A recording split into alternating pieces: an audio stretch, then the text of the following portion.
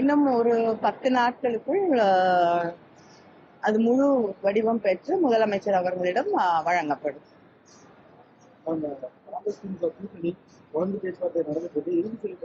இல்ல, இன்னைக்கு காங்கிரஸ் பேச்சுவார்த்தைக்காக அழைக்கப்பட்டிருக்கிறார்கள். நிச்சயமாக விரைவில் ஓபிஎஸ் அவர்கள் 3 முறை முதலமைச்சராக இருந்திருக்கிறார். நேற்றைய தினம் திமுகவில் வந்திருக்காரு. ஒரு புதிய வரலாறு, ஒரு முதலமைச்சர் மாற்று கட்சியில் வந்திருக்கிறாரு. ஏற்கனவே பலமா இருக்க திமுகவுக்கு எந்த அளவுக்கு பலம் கூடி இருக்கு?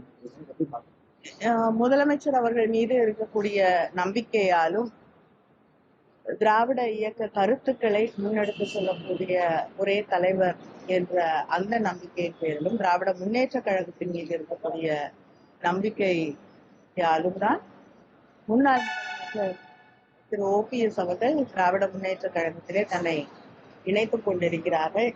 இதன் வழியாகவே யார் உண்மையாக திராவிட இயக்கத்தை நடத்தி கொண்டிருக்கிறார்கள், திராவிட மாடல் ஆட்சியை தரக்கூடியவர்கள் யார் என்று தெளிவாக மக்களுக்கு தெரிந்திருக்கிறது.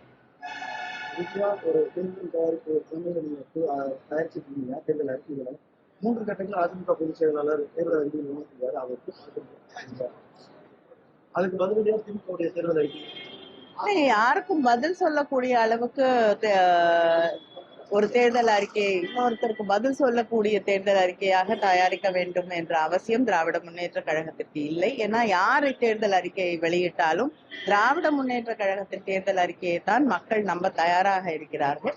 அதனால மக்கள் என்ன எதிர்பார்க்கிறார்களோ அதை தேர்தல் அறிக்கையாக வழங்குவோம்.